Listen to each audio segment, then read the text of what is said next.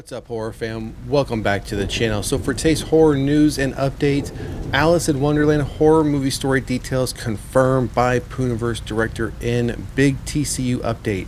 Now, we've heard the rumors that Alice in Wonderland, like that story in Alice, would be folded into the Poohniverse.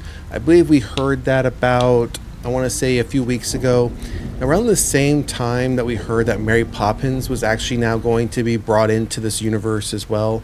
It seems like really no character is going to be off limits if it's public domain, and almost if it does or doesn't fit, they're going to be bringing the character into this universe. Now, rightfully so, we do know that there are some films that are coming out where they have nothing to do with the Poohniverse. For example, like the Popeye the Sailor Man, there's 2 films being done on that character, and those are not being included in the Poohniverse. But the vast majority of these public domain characters that either were already public domain or have recently become public domain are making their way into this universe, because not only are we starting to still see solo films, we are getting that Monsters Assemble film this year where they're going to bring them all together. If you didn't know already, like for example, Peter Pan's Neverland Nightmare hit theaters yesterday for 3 days only, and he's going to be one of the main villains in this Monsters Assemble film. And I do believe there are going to be at least 2 or 3 other villains as well. But even the ones that are considered the good guys, so to speak, also have some infighting of their own. So it's going to be interesting to see how this Monsters Assemble film plays out. But let's get into the details on this particular update today on Alice in Wonderland. So Scott Chambers, aka Scott Jeffrey, producer of the Twisted Childhood Universe films, reveals exciting new details about his upcoming horror movie Alice the Mad. This film is set to take a darker, twisted approach to Lewis Carroll's classic Alice in Wonderland, making it a major addition to the growing universe. The franchise, which puts horror spins on beloved children's tales, began with Winnie the Pooh, Blood and Honey, and has also expanded over the years. The next installment, Peter Pan's Neverland Nightmare, will be released in theaters for 3 days from January 13th through January 15th, which again, as we've mentioned on that already, today is the 14th, so you have the rest of the day and tomorrow. I checked my local listings, and I only found one theater that was playing it, and they're only doing one showing a day, and they're doing it in their smallest possible theater that they could show this in. Rightfully so, maybe, because I don't think they're banking on a lot of people to come see this film, or maybe haven't even heard of the film. And the fact that it's a horror film, it doesn't seem to play out well when limited run horror films like this come out. Theaters in my area tend to put it in the smallest theater possible at the end of the row, just as almost like a common courtesy that they're going to be playing it for the audience or the fans that want to see it. So moving along, according to an interview with Screen Rant's Liam Crowley, Chambers' prior announcement of Alice the Mad comes as a part of a broader plan to expand the TCU beyond the upcoming crossover Poohniverse Monsters Assemble. In an update about the whole cinematic universe, Chambers expressed confidence in the ongoing success of the franchise, with several sequels and spin-offs already in the pipeline. And then here is the comments they gave: 100%. There's phase 2, which we've already announced some of them. So Winnie the Pooh, Blood and Honey 3, Tigger's Return, which is going to be a Tigger standalone film because everyone responded quite well to Tigger, so he's going to get a standalone. Then the next one I would think I'm going to direct is Alice the Mad, and at the minute I'm enjoying exploring the idea that basically it's set at an escorting agency, which is called the White Rabbit, and Alice is an escort, which is a adult worker, I'll put it that way, and the Mad Hatter becomes obsessed with her. And for me, the references are all filmed called opera, a little bit of Manic with Elijah Wood and a bit of Maxine in there maybe as well. I'm excited for that. So that's going to be an interesting take on Alice as a adult worker, and then you have the Mad Hatter becoming obsessed with her. So that's going to be an interesting take, and I can't wait to see the first images we get to see of those characters because, again, of that premise he just set forward. Chambers' comments signal a clear ambition to expand the TCU far beyond Poohniverse Monsters Assembled after the success of Winnie the Pooh Blood and Honey 2 in 2024, which earned $7.5 million worldwide against a budget of $500,000. Next phases are already being planned. Alice the Mad will serve as one of those pivotal titles for Phase 2, building on the success of previous films while taking the dark re-imagings of childhood tales even further. The focus on Alice the Mad introduces an unsettling atmosphere and new elements such as characters and locations to the franchise, drawing inspiration from films like Opera, Manic, and Maxine. The films look to wander into disturbing territory while maintaining the distinct TCU edge that audiences have come to expect.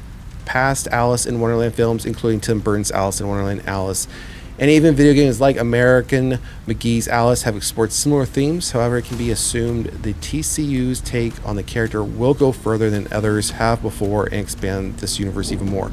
I mean, I agree. I mean, just based on the premise that we just got, which was, a couple sentences, the fact that you're going to have Alice as an adult worker and the Mad Hatter becomes obsessed with her, just Alice's character change alone will be different. And the fact that they put it in a real grimy environment and world. I mean, there's so many different avenues and directions you can go with that character, and the fact that that's where they're going to go with it. And they're saying it's going to be setting up their Phase 2 as a pivotal film for Phase 2.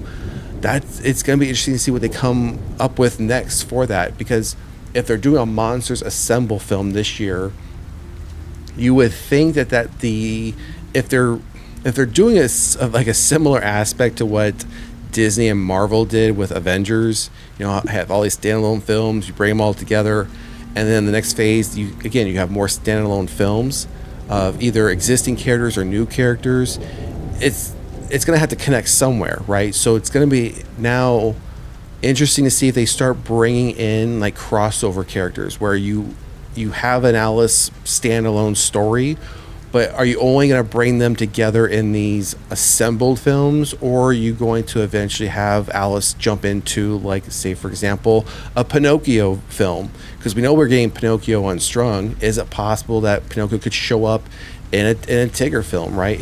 It's really going to be interesting to watch this play out, because if they do that, I think their storytelling can get a little messy, because you're going to have to figure out how these characters now will interact with each other, even though they are technically all within the same world or universe.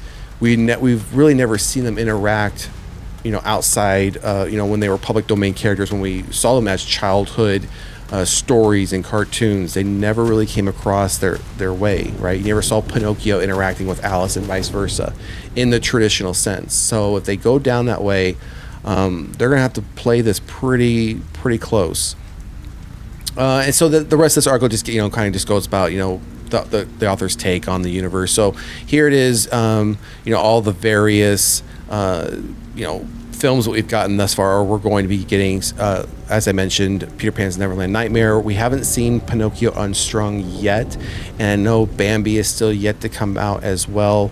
All three of those films should be coming this year, along with this Poohniverse. And all we know about the Poohniverse Monsters Assembled, that is coming this year, but we don't know exactly when this year. Obviously, it's going to need to be after we get Pinocchio Unstrung and the Bambi film, because both of those characters are supposed to be in the Monsters Assemble. So you can't necessarily release an assembled film without releasing those two films first, if it's part of this first phase. So, all right, everyone, that is going to do it for today's horror news update. The Poohniverse just keeps churning them out, just keeps putting them out there, and I'm sure we will have more updates to come as we find out more information about this. I think the most up-to-date thing we'll get next will probably be the outcome of Peter Pan's Neverland Nightmare in theaters for those 3 days. How much money did it make? Did people go see it? Did they not go see it? Were they just waiting for POD and digital? But still, I am going to be interested to see what those numbers look like, even though it got only a 3-day release. And like I said, in my area, they're only doing one showing per day. And it was really in the early evening, around like 7:30. So really around dinner time for many people, or people are just getting off work. So I think that might hinder it as well. unless you have your hardcore fans going out there to support the film, which I think we all need to be. If you can, get out there to support these films when they go in theater, even if it's a short release window, still try to do so. So that's going to do it. Like I said, that's going to do it for today's update. If you haven't done so already, please like, share, and subscribe to the channel. And to all the new subscribers and our existing subscribers, thank you for all the support. It is greatly appreciated. Drop a comment in the comment section. Let us know what you think about the latest news on Alice in Wonderland. Alice the Mad is what we're going to be getting for the Poohniverse. And are you excited to see these public domain characters keep coming out with a horror spin, right? So we'll have to wait and see what this one looks like as far as first look images and a teaser trailer. Otherwise, we will see you at the next one. Peace.